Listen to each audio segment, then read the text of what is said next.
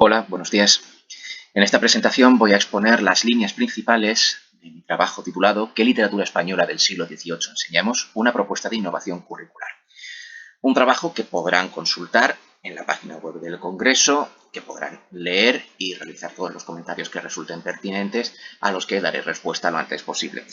En esta presentación de PowerPoint, acompañada de este vídeo, les indicaré cuáles son los aspectos principales de este trabajo.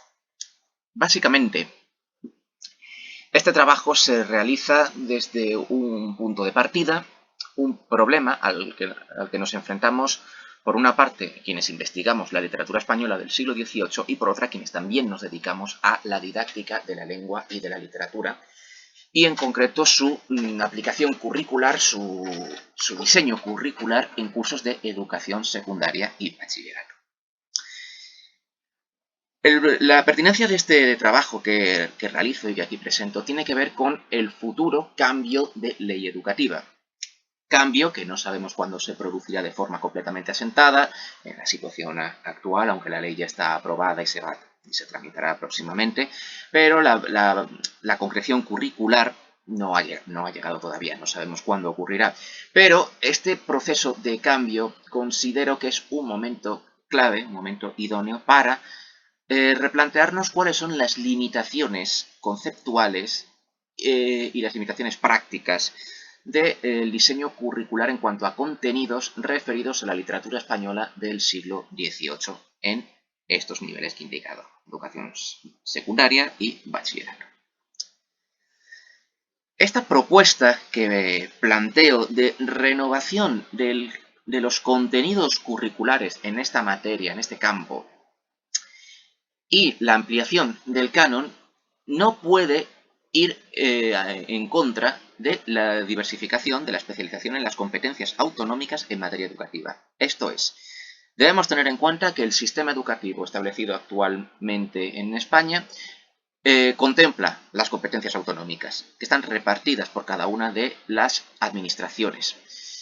Por tanto, toda propuesta de innovación curricular que se plantee debe tener en cuenta que tiene que adaptarse de forma plena, tiene que ser flexible a esta realidad múltiple, a 17 currículos diferentes. Por otra parte, debemos tener en cuenta también que la educación literaria en el currículo educativo está planteada en varios vértices. Vértices que tienen que ver aspectos como el canon literario, el enfoque histórico al estudio de los textos, es decir, se comienza en los primeros cursos en tercero de secundaria desde la Edad Media y se va progresando históricamente. Ese es el hilo conductor cronológico que se sigue para el estudio de la literatura, un estudio histórico. Pero al mismo tiempo es un análisis contextual. De lo histórico se pasa a la interpretación del texto, no únicamente por sus rasgos literarios, sino también por la pertinencia de esos rasgos literarios en relación con su contexto histórico y sociocultural. Entonces, bien, ¿cómo afecta este panorama general a la historiografía literaria y la literatura española del siglo XVIII? Pues nos encontramos que si en el campo de los estudios literarios españoles el siglo XVIII es uno de los grandes desconocidos todavía a día de hoy, lo mismo se va a aplicar, lo mismo va a ocurrir en el caso de la literatura del siglo XVIII en los currículos educativos. No vamos a encontrarnos con cánones de autores, no vamos a encontrarnos con una aplicación completa de las últimas innovaciones en este campo de estudios. Por el contrario, vamos a encontrarnos que los estudiantes de secundaria y bachillerato reciben son perspectivas ya caducas sobre la literatura de este periodo. Pues contra eso, ya que va a cambiar la ley, propongo una renovación. Hay que acabar con este desconocimiento. Si ya se ha ido superando en el ámbito académico, tiene que aplicarse estos descubrimientos al ámbito docente en secundaria y bachillerato. Por tanto, la propuesta de innovación que hago no tiene que ver con nuevas tecnologías o con nuevos procedimientos. Se trata de coger las ordenaciones curriculares que ya existían y adaptarlas a nuevas necesidades del campo de estudio de la literatura y su aplicación didáctica. Es innovación en su sentido más estricto, hacer algo nuevo con los materiales de los que ya disponemos. Este estudio es un preliminar a otro mayor. Básicamente, como podrán comprobar en el trabajo, he seleccionado algunos de los currículos educativos de algunas comunidades clave por su historia regional en el desarrollo de la literatura dieciochesca: Madrid, Asturias, Extremadura y Cataluña. Y a partir de aquí también tengo en cuenta el estado de la cuestión historiográfica y académica, cuáles han sido las últimas aportaciones a la literatura, al estudio de la literatura española del siglo XVIII y cómo éstas se han reflejado. Podrán ver los resultados en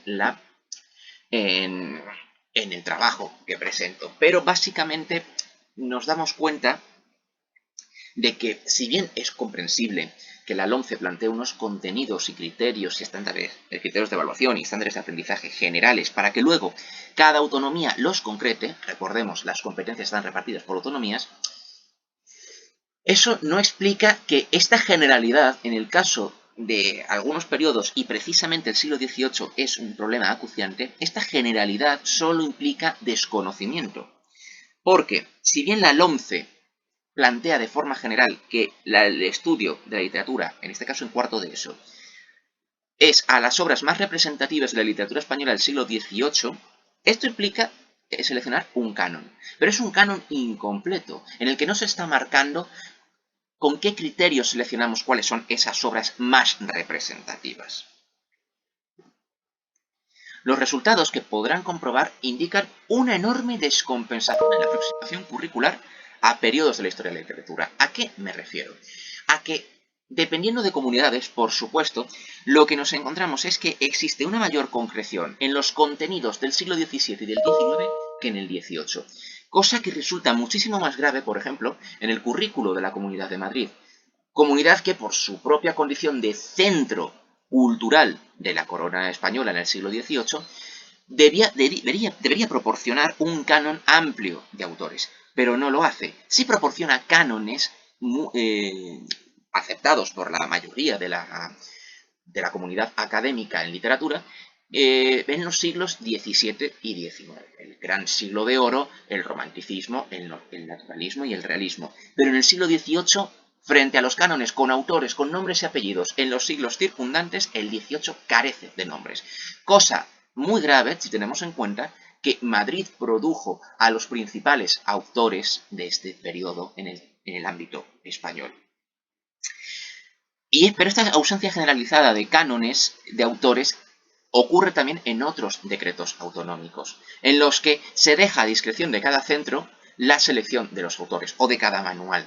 Evidentemente, cada centro es independiente, pero precisamente por dejar ser tan laxos, se impide que haya un conocimiento homogéneo y estandarizado de los autores más importantes. Lo que también implica otro problema, y es que el canon nacional se construye a partir de las aportaciones periféricas regionales. Pues si estas aportaciones periféricas no son apreciadas y perpetuadas en los currículos educativos, ¿cómo pretendemos que vayan a ser admitidas a nivel general? ¿Cómo vamos a construir desde los niveles educativos de secundaria y bachillerato, cómo vamos a construir un canon nacional si no hay aportaciones particulares, si de la periferia no vamos al centro para luego comprobar cómo el centro influyó a la periferia? Son cuestiones del ámbito de la teoría de la literatura que no debemos desprestigiar, que no debemos ignorar en el estudio de la literatura del siglo XVIII y ni mucho menos en su aplicación. Nos estamos encontrando con que algunos de los paradigmas de estudio de esta época siguen estando anticuados. Se sigue manteniendo una división tajante entre neoclasicismo y literatura popular, cuando los últimos estudios demuestran que esta es una etiqueta muy cuestionable, que reduce, simplifica a una realidad dicotómica lo que no era una realidad como tal. Existen muchísimos híbridos que pueden indicar pueden generar interés y pueden indicar las fronteras líquidas entre los géneros literarios y cómo se configuraba verdaderamente el consumo de la literatura en las masas populares, fuera de esa literatura de la élite mucho más selecta, mucho más reducida, y que sin embargo el canon tradicional ha establecido como la principal, la característica de todo un periodo. Sin embargo, la realidad era mucho más amplia, mucho más compleja. Por tanto, la propuesta que realizo tiene que ser de estructura en varios puntos. Como ya he indicado, hay que reelaborar el canon de autores y textos para incluir otros géneros que ya han sido bien considerados en los estudios dieciochescos desde hace ya 30 años y sin embargo no han llegado con fuerza para sentarse en los currículos educativos de secundaria y de bachillerato. Por ejemplo, la comedia de espectáculo, comedia de magia, la comedia heroica, la prosa, la novela del siglo XVIII, no se estudian en muchos planes educativos de secundaria y de bachillerato, y ni mucho menos hay autores como Zabala y Zamora, Valladares de Sotomayor, Manuel Fermín de Laviano, Luciano Francisco Comella o incluso Ramón de la Cruz, autores fundamentales de este periodo y sin embargo son aún desconocidos, incluso en aquellas regiones donde nacieron y desarrollaron su carrera literaria.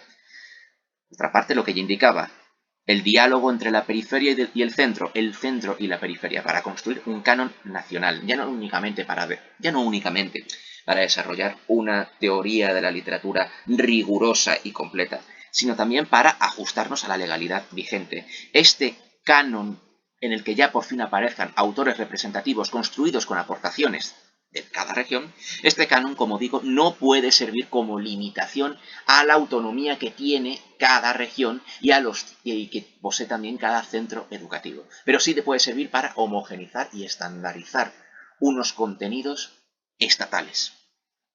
Es un canon, por tanto, no excluyente, tiene que incluir muestras de todos los autores posibles, pero tampoco sin ampliar excesivamente unos contenidos de un currículo ya sobrehinchado, hay que reconocerlo.